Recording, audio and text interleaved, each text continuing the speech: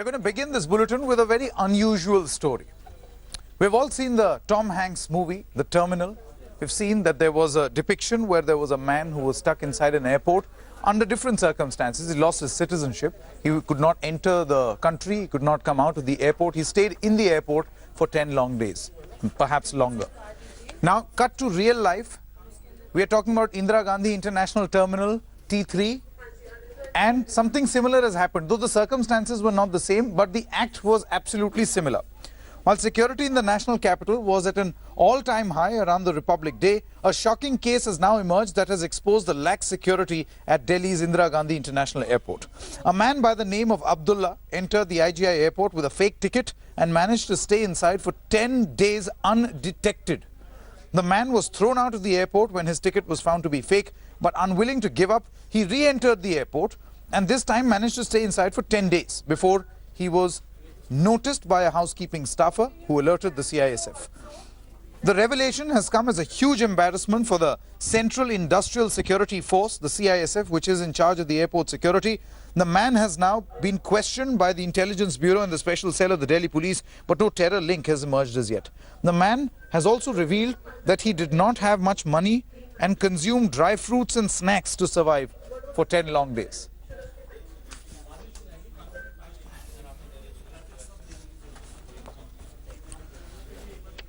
Let's quickly go across to Kanu Gohain. He's an aviation expert joining us at this moment. Thanks very much, sir, for speaking to India Today. What in your opinion, should this be seen as? Isn't this, apart from the fact that he survived for 10 days and all, isn't this a massive breach of security? No, it is certainly a matter of concern, a matter of security concern. The biggest question is how a man can enter the terminal building with a fake airline ticket.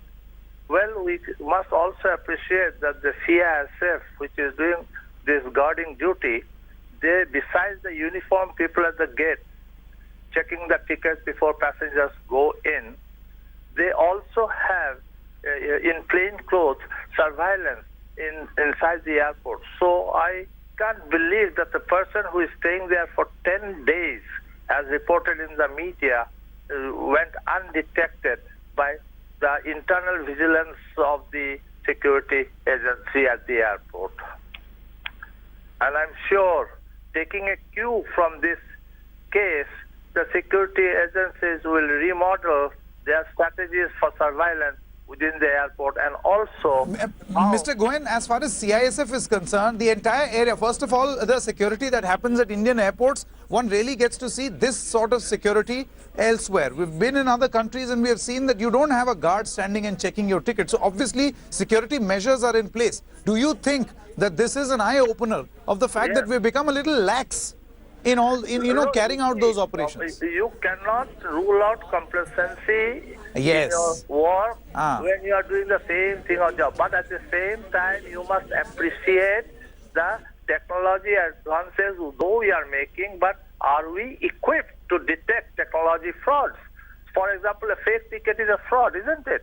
But how can the man at the gate detect it? Now, if that ticket has been declared as a fraud, has it gone to any airline counter? So I think the security agencies must also rope in all the other agencies at the airport, the concessionaires, the airlines.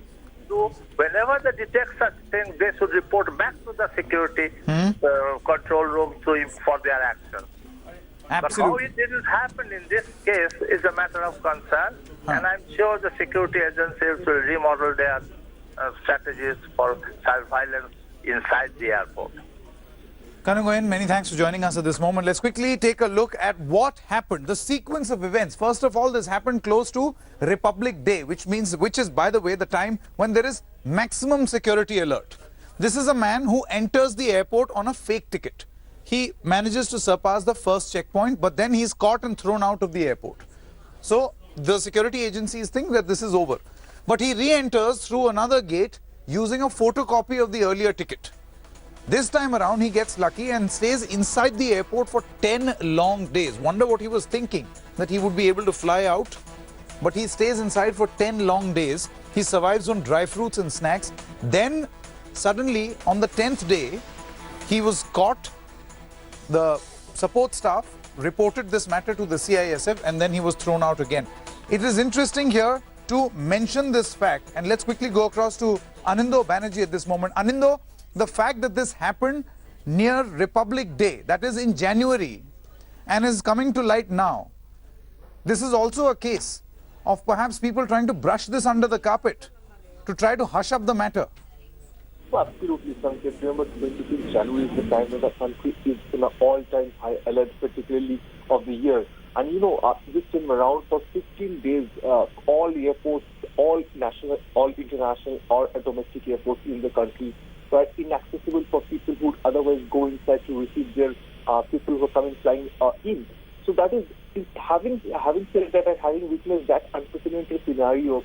Anindo, do stay on with us. We've got Mr. Denzil Keeler joining us at this moment. Denzil, Mr. Keeler, thanks very much for speaking to India Today. What, in your opinion, sir, should this be looked at? Security breach or something which, is human error? So you see, the guard at the gate permits you to go into the area where you book in for departure.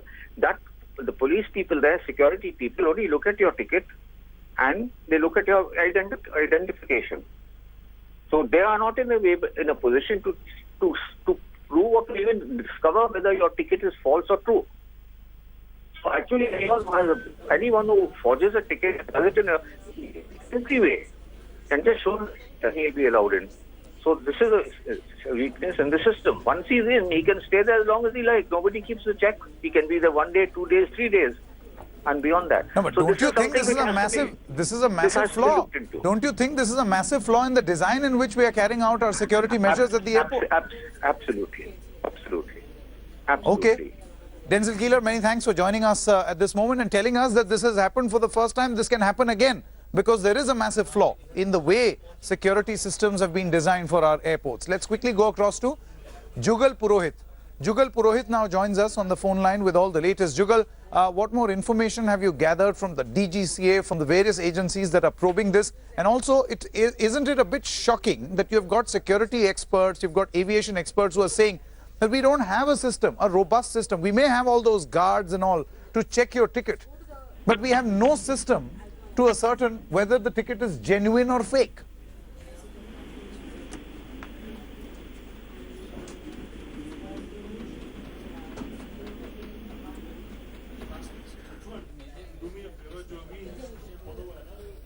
We'll try going back to Jugal Purohit in just a short moment from now.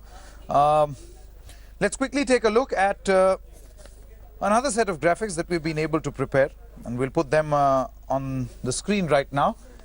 Take a look at this presentation. Breach at the IGI Airport. What was his breach, this man's breach? He entered the airport with a fake ticket. That is crime number one, breach of security number one. Number two, the fake ticket issue was taken very lightly. Now, this is not his fault. This is the fault of the aviation agencies working there. He was not handed over to the cops. Why? Because this is a criminal act. Why was he not handed over to the cops? So we are talking, these are posers to the security agencies as well as the airport authority. He entered the airport again. How can someone enter the airport again? And let's take a look at the next breach. He stayed in the airport undetected for 10 long days. Now imagine, we are not saying anything about him, he was a poor fellow. But imagine if this was a nefarious design of a terrorist.